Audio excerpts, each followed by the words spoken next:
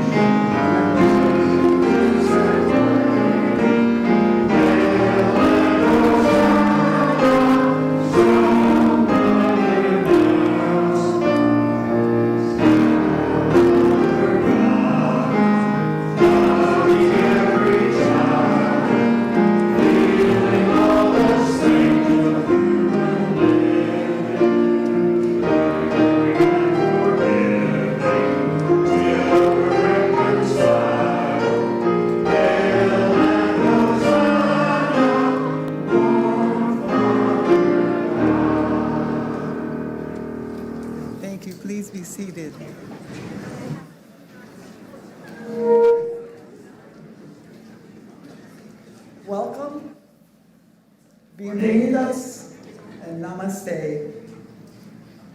I'm Reina H.C. Phair, a member of the worship committee. We handle the service when our seated minister, Reverend J. Wolin, is not in the pulpit.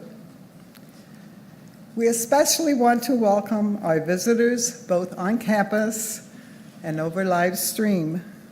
We invite our visitors to participate in any of our events, and we welcome you to find out more about us and Unitarian Universalism by registering on our virtual guest book, which you can find via a link on the homepage of our website at uusrq.org. If you're in person, there's a sign-up sheet for visitors at the welcome table. If you do so, we'll send you our weekly newsletter and Zoom links to our virtual events. Also, we invite you to join us for coffee and conversations after service, where we look forward to getting to know each other. Now, Bill Payton has some news about our exciting BidFest event.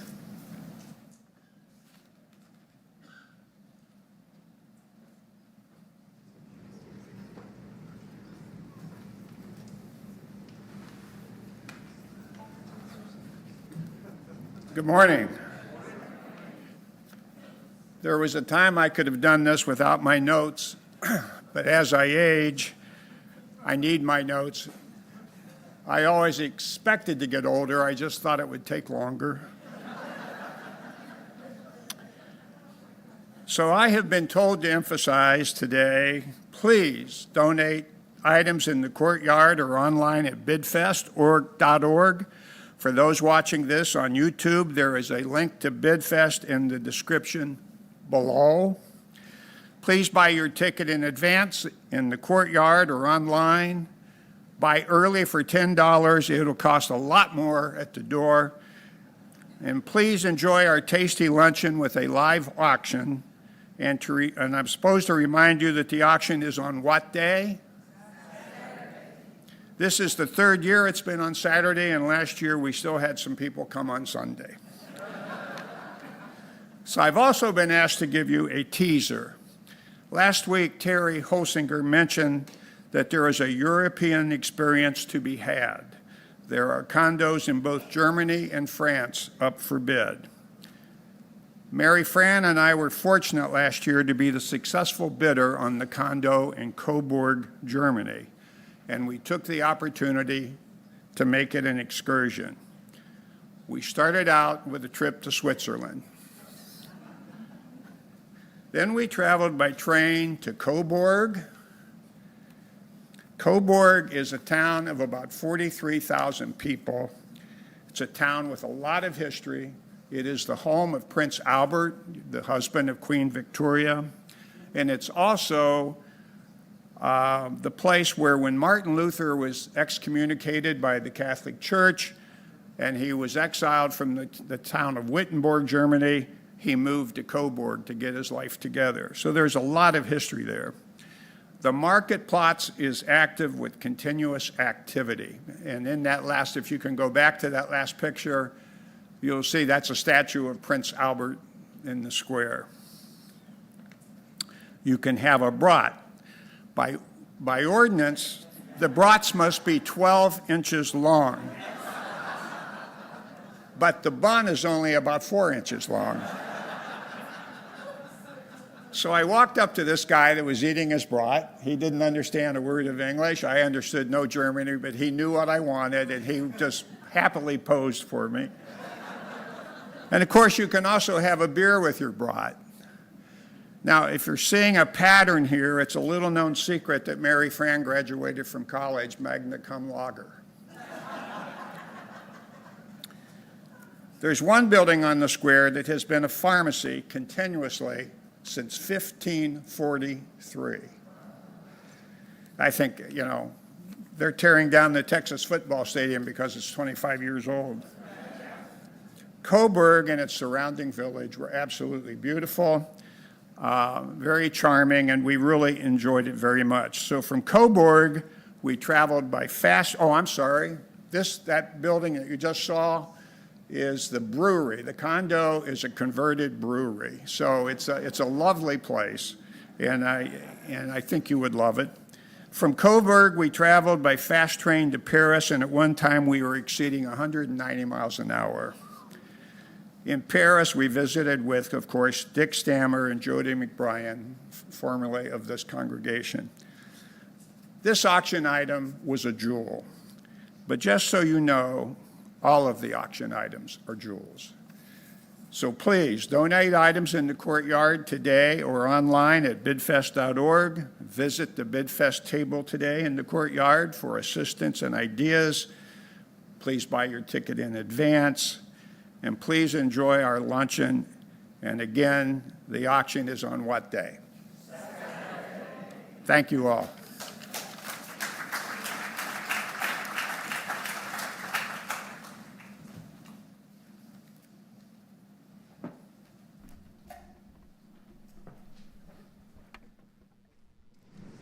Welcome back to our sanctuary, our substitute pianist, Carl Hagen, and our guest musicians, Hot Club SRQ.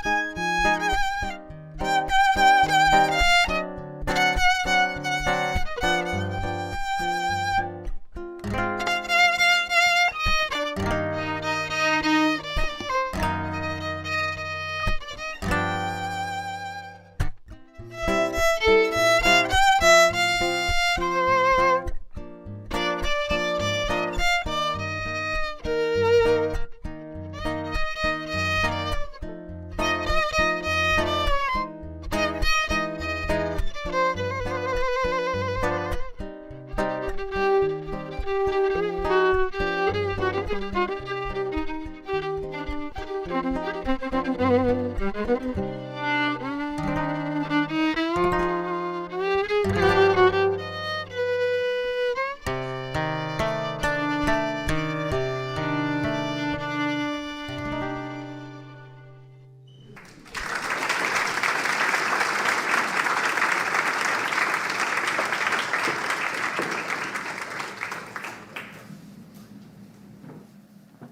you. In case you're wondering the genre of that great piece, it's French gypsy jazz.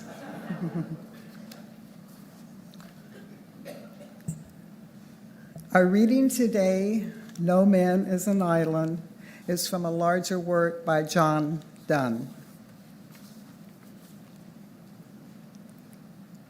No man is an island entire of himself. Every man is a piece of the continent, a part of the main.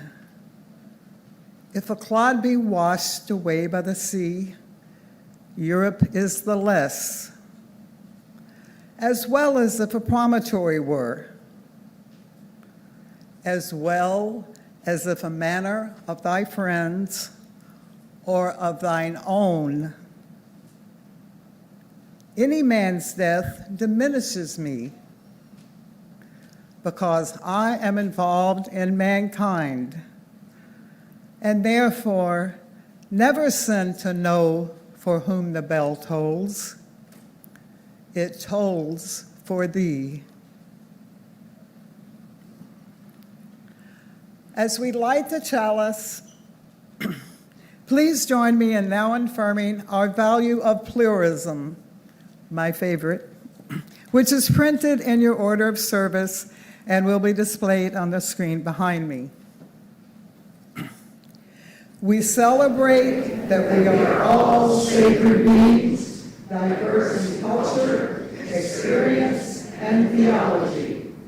We embrace our differences and commonalities with love, curiosity, and respect.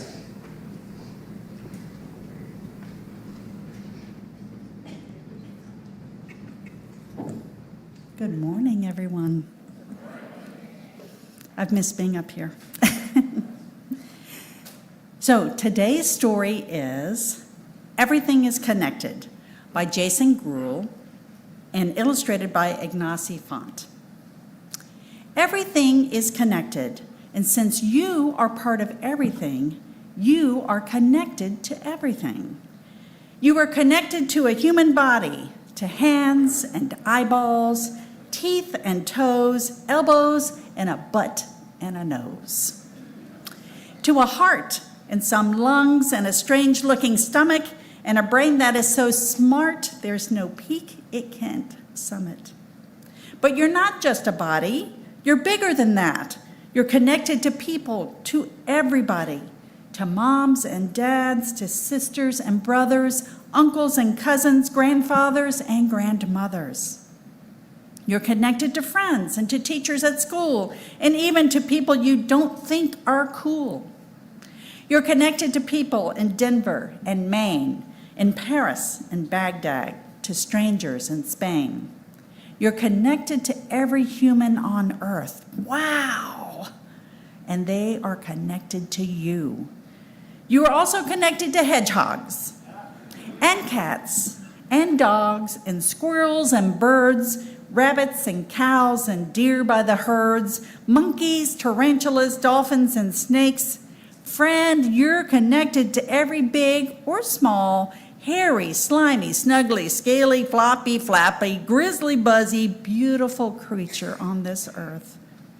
Even blobfish. Blobfish, you say? Surely not that. They don't look like me, talk like me, or act like me, and they probably stink. But you see, we are connected. We all play a part.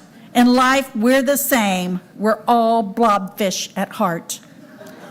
Now, this next part, though bonkers, it's true, I'm afraid. You're connected to everything humans have made, to toys and to playgrounds, books and to chairs, gardens and medicine and language and prayers, buildings and bicycles, buses, balloons, hammers and paintbrushes, tractors and spoons, but also to chickenpox and bullies and lies, to greed and pollution and trash piled high.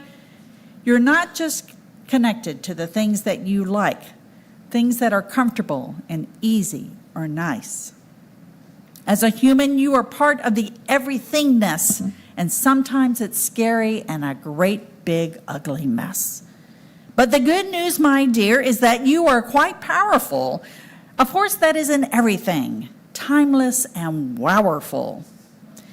You're even connected to things you can't see, the invisible world for at least you and me, to cells and DNA, diseases and death, amoebas and gravity, atoms and breath, to hydrogen, nitrogen, nanobots too. You're connected to them and they are connected to you.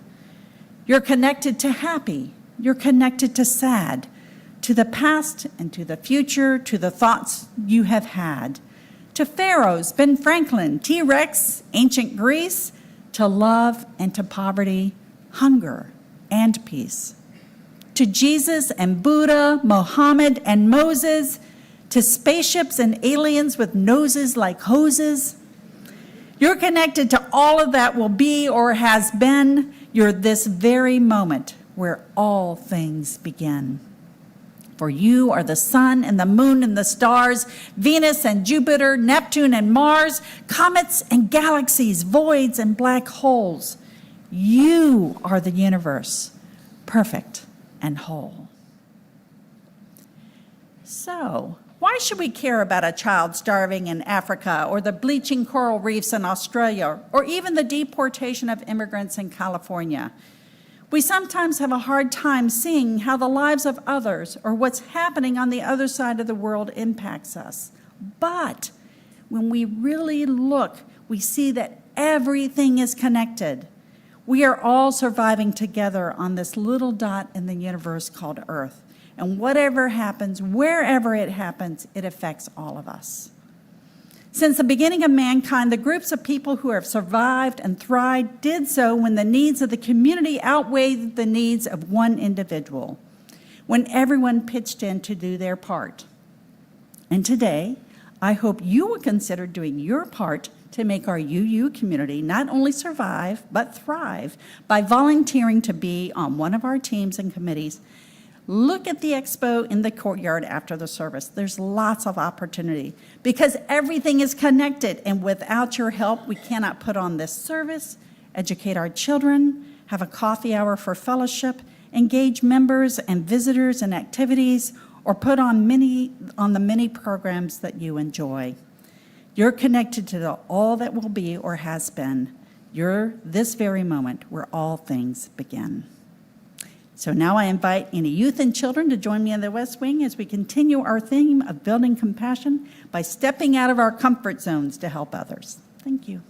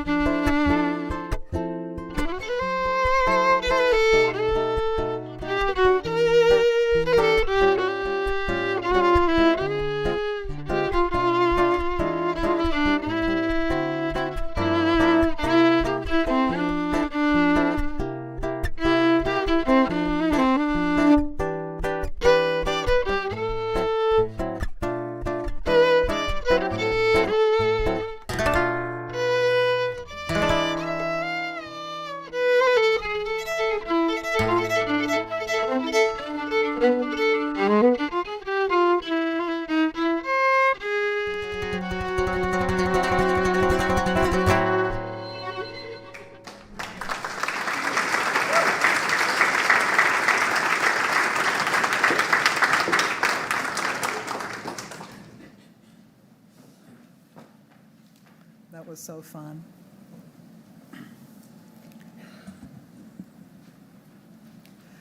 Spirit's gift of beauty is an exceedingly dynamic, powerful, in my rarely humble opinion, because it brings us instantly to the here and now. Perhaps it touches you in nature, in a work of art, or maybe a 3.9 carat diamond. No judgment. The following reading is from a Navajo prayer. Beauty is before me, and beauty is behind me. Above me and below me hovers the beautiful. I'm surrounded by it. I'm immersed in it. In my youth, I'm aware of it, and in old age, I shall walk quietly the beautiful trail. In beauty, it is begun. In beauty, it is ended. Please join me now for a minute of silent meditation, followed by hymn number 360, Here We Have Gathered. I invite you to perhaps recall moments whereby beauty inspired you, healed you, and or how beauty may empower you in the future.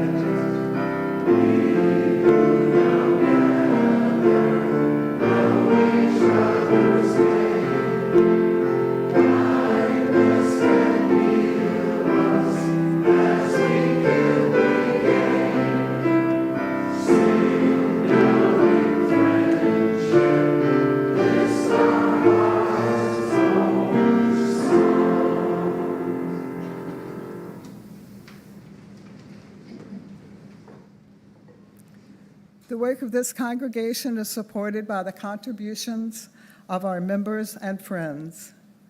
As we take up our offering, please be as generous as you can.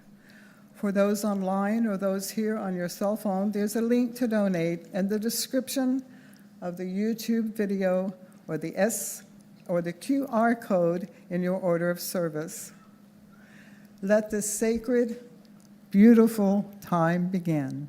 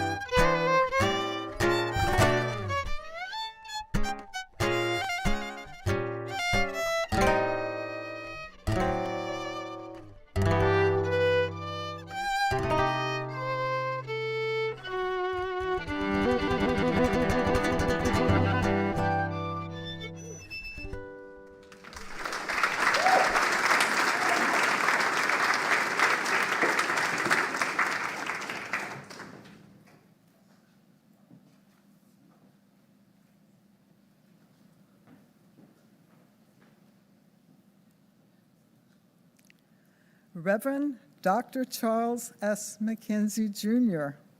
is a graduate of the Bethune-Cookman University with a BA in Religion and Philosophy. He's worn many hats, including teaching grade in high school, doing missionary work in the Caribbean, South Africa, and the Philippines, while advocating for the causes of civil rights for minorities, Haitian immigrants, women, farm workers, and the youth. Experiencing hardship and an unstable background growing up, Dr. McKenzie developed a passion for helping the less fortunate, the underserved, the exploited, and the neglected. We welcome Dr. Charles S. McKenzie, Jr.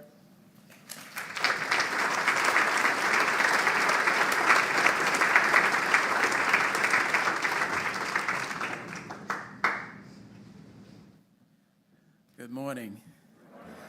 I see they have an apple box up here for me to stand on. I'm certainly delighted to be here again. I was here several years ago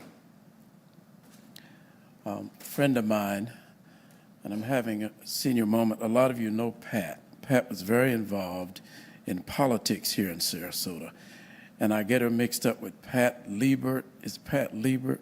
Pat Liebert. I got her name right because I know I've known several Pats since that time.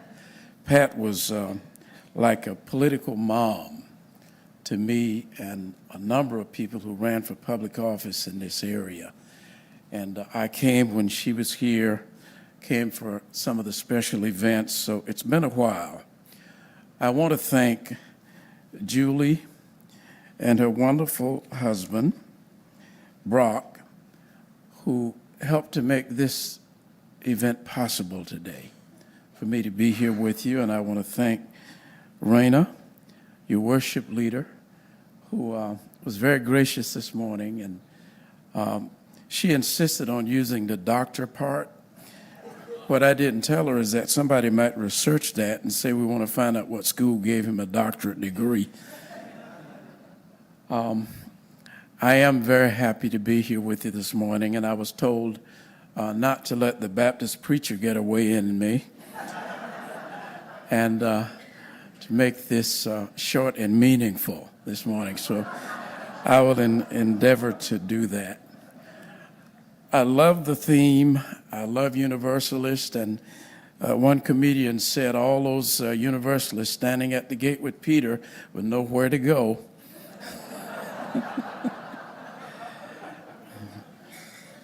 Story is told also of two children who were sitting with their parents one night at the dinner table, and the little boy says, Mom, my Sunday school teacher says that we all came from God. And the little girl says, well, my science teacher said we came from monkeys. And so the mother paused a bit, and she looked over at them and said, you both are correct. She said, but the monkeys, that's your daddy's side of the family.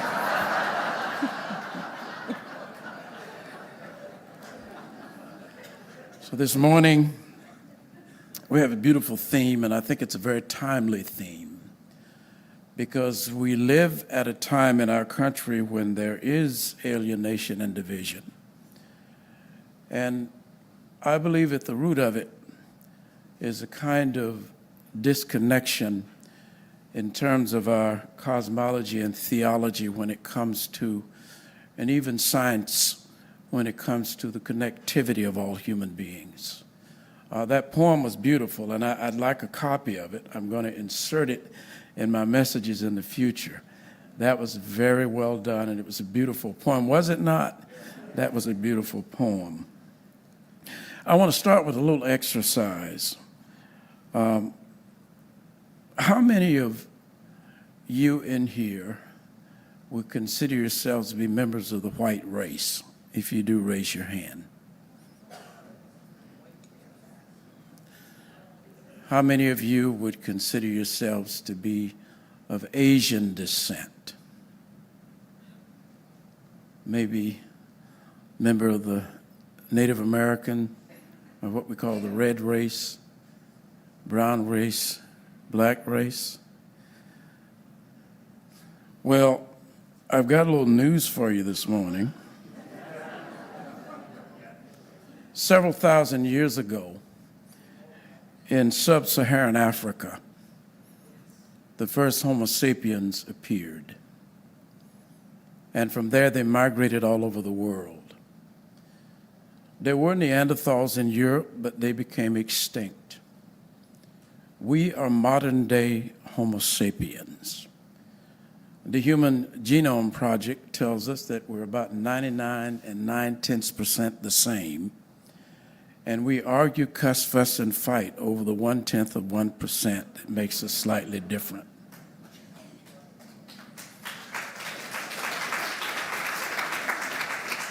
We're essentially members of one race with phenotypical distinctions, and that's the human race.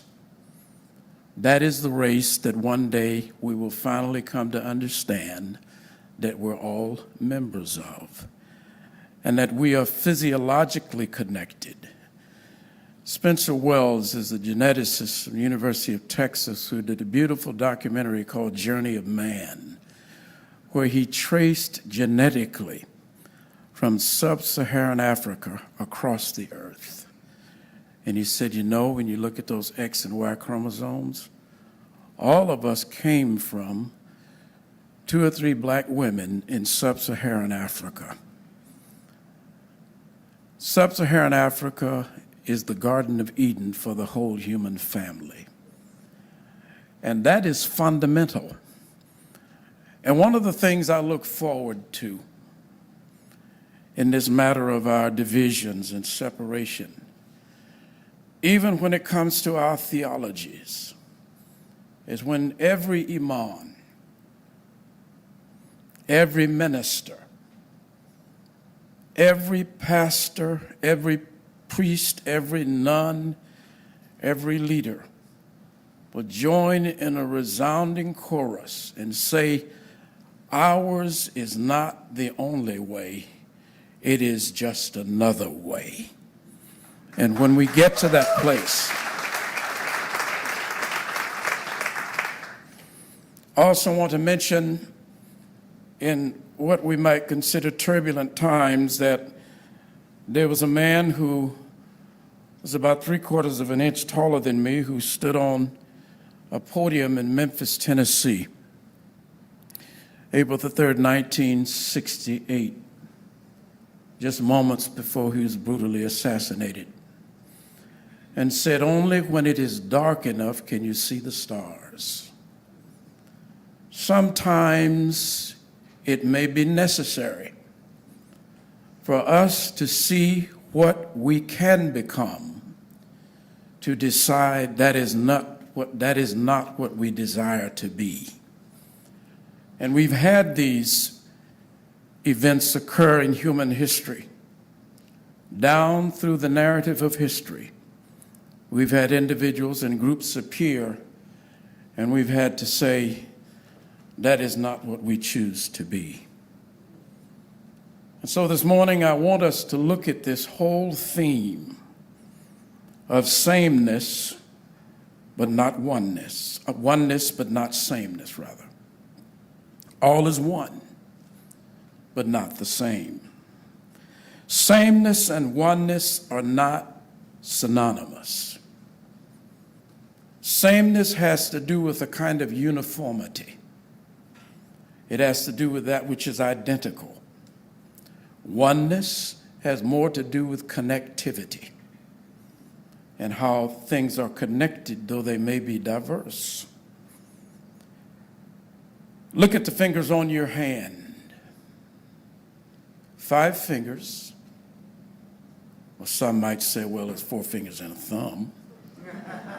But they're all connected to one hand. If you've ever stood and looked at the majesty of the ocean and you watched as the waves roll in and recede back, you get a kind of lesson in diverse elements being connected to one source. The waves rise and fall, each in its own distinct way, but it recedes back into that one body of water.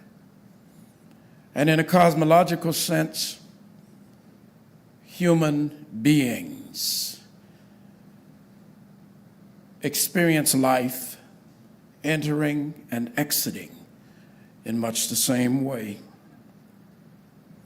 And there are conspicuous examples of this oneness, but not sameness all around us. You ever seen a field of snowflakes? There are literally billions of snowflakes, and each one of them is unique and distinct. And when you get a close-up picture of them, it's a beautiful sight to behold. But together, they present us this massive panorama of beautiful white, even in their distinctness. In the book called the Bible, The Apostle Paul is credited with using the physical body to illustrate how the followers of the man called Jesus should visualize the composition of their spiritual community.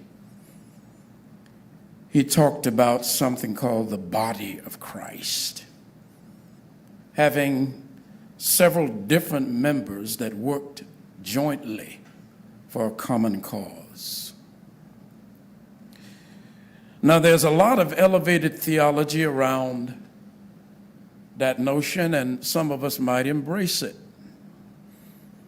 That this body of Christ he talked about represented the man Jesus as being the composite of all life, the originator of all life. Well, there are lots of theologians and scholars who would disagree with that. But it is what some of us embrace. And you know, there's really nothing wrong with you embracing what you embrace as long as you don't try to impose that on someone else. Each soul walks its own path. And by the way, I'm a student of Neale Donald Walsch. Some of you might have heard of Neale Donald Walsch. He wrote many years ago something called Conversations with God. I'm a mentee of Neale. And every week, sometimes twice a week, I meet with him on Zoom. And my life has been enriched as a result of that. So a lot of what I share with you today comes as a result of very deep reflection and what I believe is greater awareness in terms of my own experience and my own truth. I am not persuaded to embrace the notion that one man encapsulated all of the essence of life and is responsible solely for all that is good and powerful and true. But I can respect those who hold that view, because you would expect people to be true to what they embrace and respect that fact, although we may disagree. The problem with humanity is not that we disagree, but that we feel we have to kill each other because we don't agree. We feel we have to damage and impose and isolate because we disagree. Tip O'Neill said this when he was in government many years ago. He said, if you agree with me much of the time, I think that's wonderful. If you agree with me 60 or 70% of the time, he said, I think that's okay. But if you agree with me 100% of the time, you need to have your head examined. We will not always agree, but we can endeavor to always be civil. A great deal of our problem in our society today and around the world is that we feel that it's our way or no way, and if I have to get rid of your physical existence to prove that point, I'm willing to do that. That is a very primitive and a very tragic way to view life and those who are a part of it. The Gospel of John, which talks about Jesus in terms that the other three Gospels don't mention, was written about 75 years by multiple authors after the first three. Mark is considered to be the first. Matthew and Luke, literally copies of Mark. And this elevated theology, I'm convinced, was not what Jesus would have as his legacy. I remember a comment he made, according to what's written.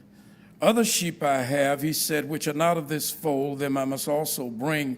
And I believe that was his way of saying, you are not the only ones I'm trying to awaken. I'm trying to awaken as many people as are willing to come to this light and see it for what it is. And just like we always do, human beings find a way to make a fight out of not a fight. And two of the most dangerous words in our vocabulary are the words better and superior. What we will discover as we grow and evolve is that because you are different does not make you better, it makes you different. And there's beauty in that diversity. And if we embrace it, we see the tapestry of how life is designed.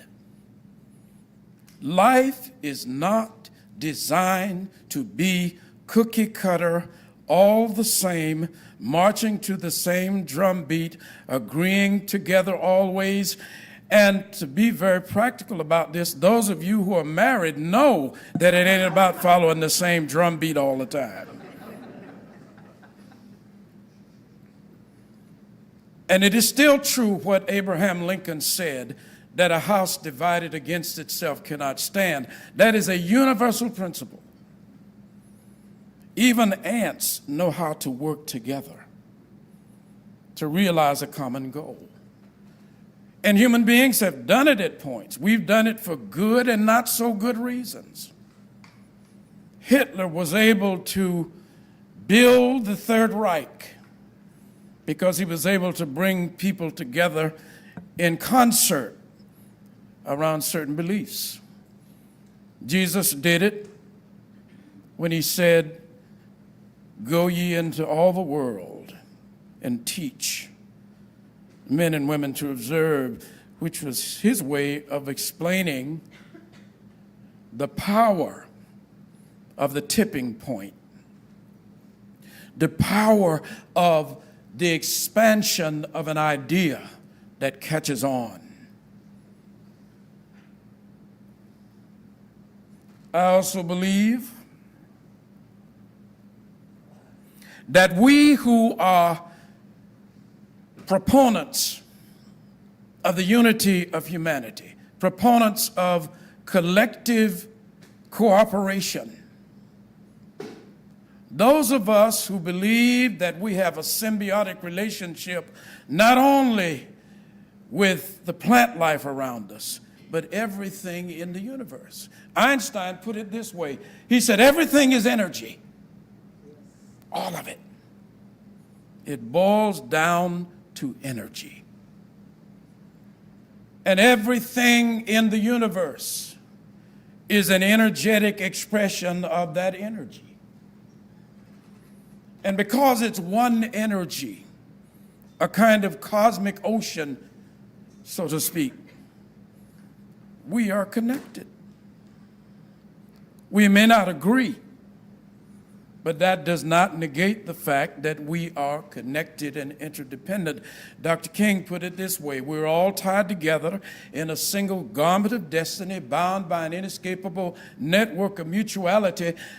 I can never be what I ought to be until you are what you ought to be, and you can never be what you ought to be until I am what I ought to be. Because this is the structure of ultimate reality.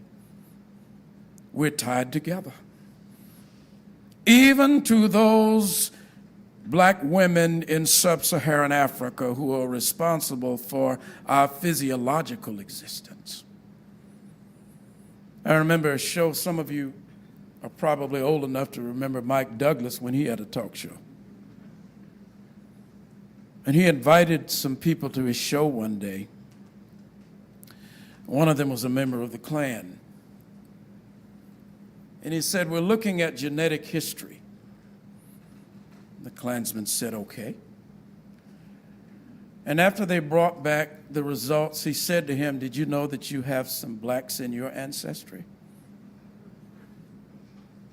who are possibly responsible for providing defenses against certain diseases that have helped perpetuate your family line. And of course, the man was in denial. But because we're in denial does not mean we're right. It just means we're in denial. And you know what? We don't have to beat each other up over that. Our species is a very slowly evolving one, and we're a very fledgling species. And we have a tendency to march ahead 5 steps and then jump back 2. Einstein said it this way. He said there are 2 things that are eternal. One is human stupidity, and the other one is the universe, and I'm not too sure about the universe. And we engage in these repetitive cycles of almost madness and insanity because we often refuse to grow. And the evolutionary cycle is upward, and it is marching on in spite of us. Neil deGrasse is a brilliant scientist who talks about how rapidly the earth is this moving ball through the universe. We're moving at more than light speed. We're just moving and moving. Everything is moving. Everything is in motion. Everything is evolving. It is inevitable, and there's nothing we can do to stop it. We are evolving. Now, the problem is, as everything around us is evolving and we are evolving, we have to come back to Dr. King, who says, we've learned to fly the air like birds and swim the sea like fish, but we haven't learned to walk together on earth like sisters and brothers. We have, with our technological genius, our scientific inquiry, built buildings to reach into the stratosphere. But we have not learned to cooperate and work together in our connectedness on this planet. The marvels of science are great. In fact, there was a scientist by the name of Galileo Galilei who came along and said, you know what? Religious establishment, our solar system is not geocentric. He said our solar system revolves around the sun. It is heliocentric. And they placed him under house arrest for the rest of his life. It was over 300 years later that Pope John Paul apologized for what they had done to Galileo Galilei, because Galileo said, just because it looks a certain way doesn't mean it is so. And we must be willing to say, as my teacher says often, are there things about life and about myself that I don't understand, the understanding of which would change everything? Galileo was an idea hero, which is another sermon. I'm just on the first 2 pages, and I am going to cut the Baptist preacher off.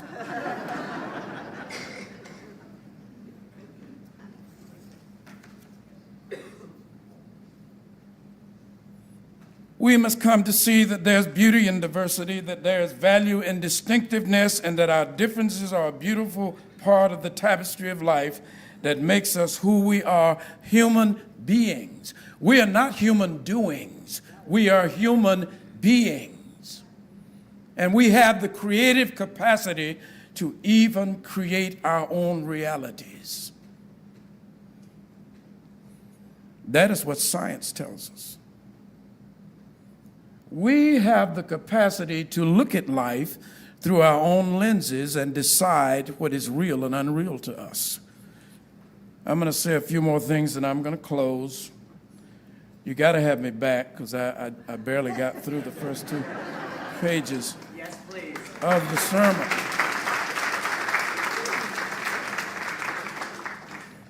I want to talk about that myth of Adam and Eve in the garden.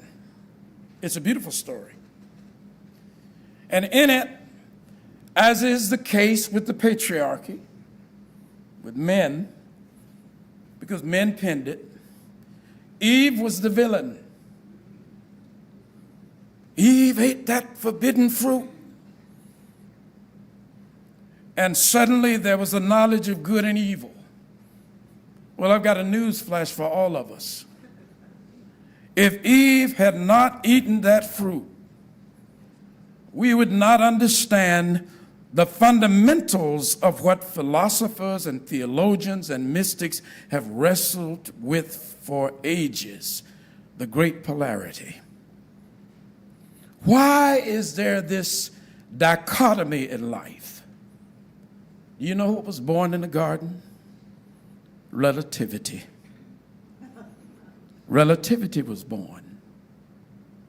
Because in the absence of that which is not, that which is not.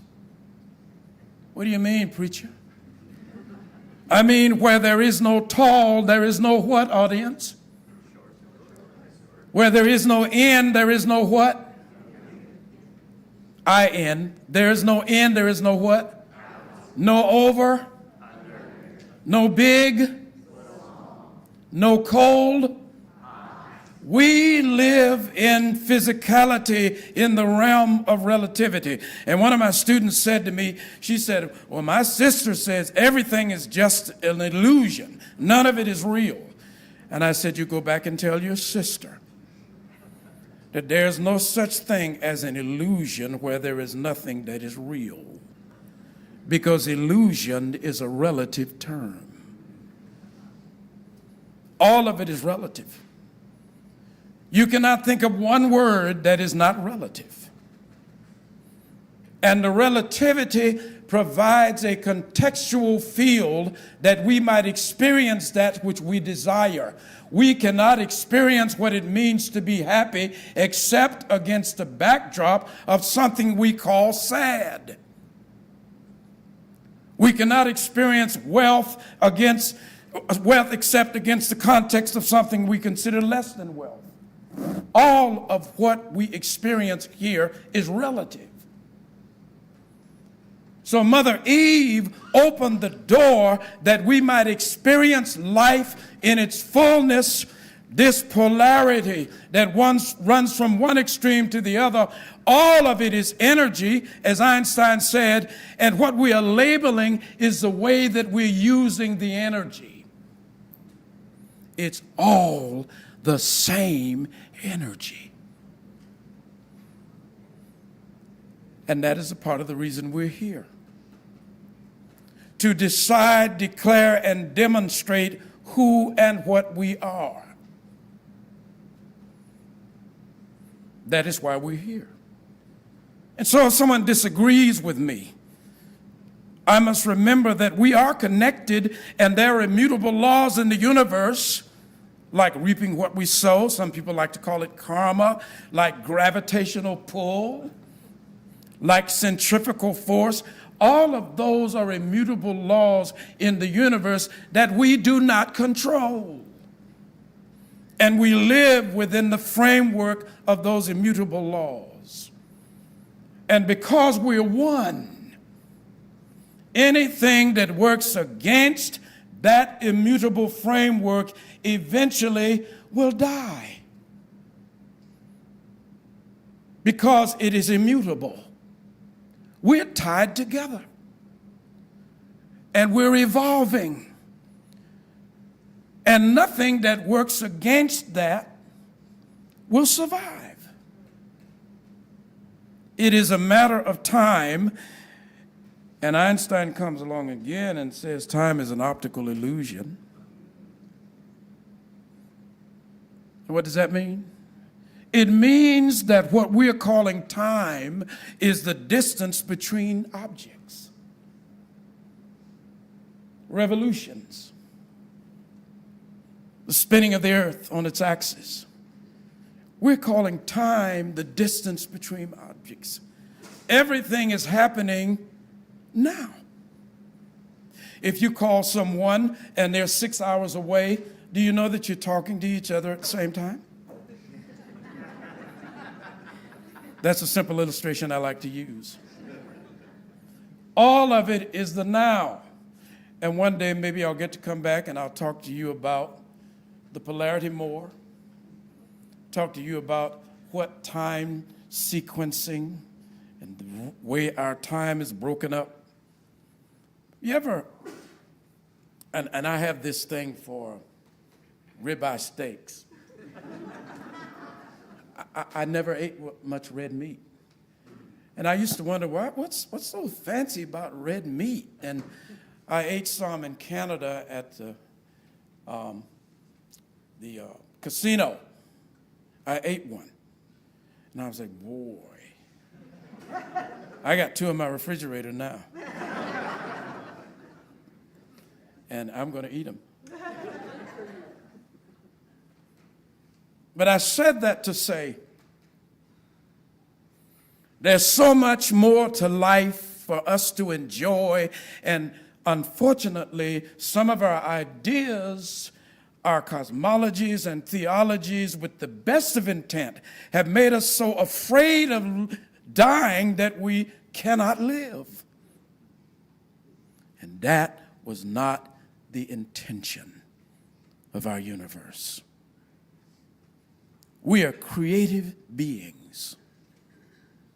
And we create and create and create. And somebody said, so you mean there's no God that sits on a chair in the universe that's judging us, is going to throw some of us in a lake of fire one day? You mean we can just do whatever we want? I said, we're doing it anyway.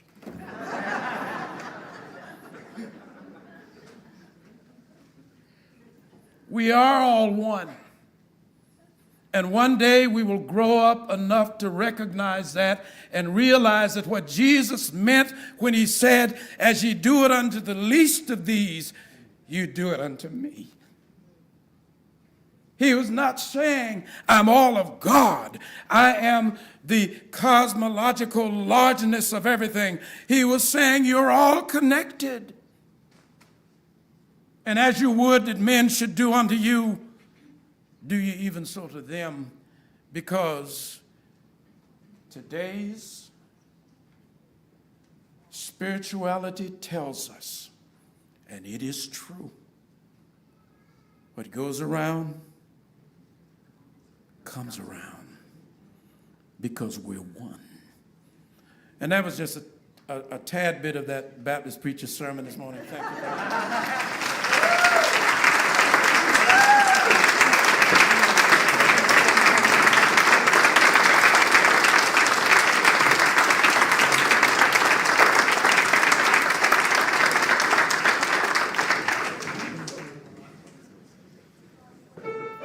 Please rise as you're willing and able and sing in our closing hymn, 10:10.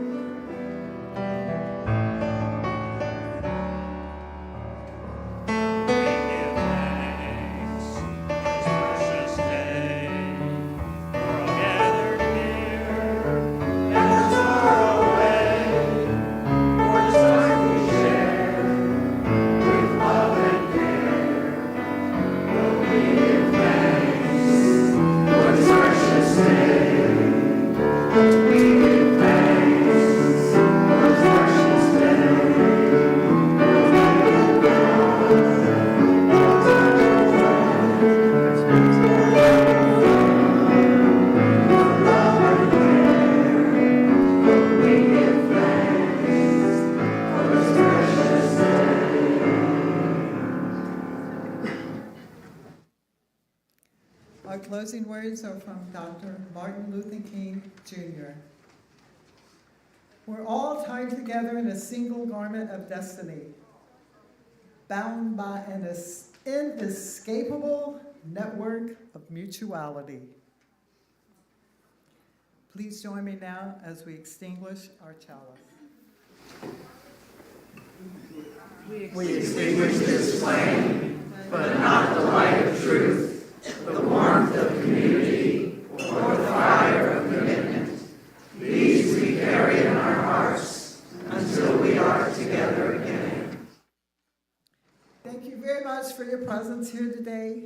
Please join us in the Lexile Week for coffee and conversations.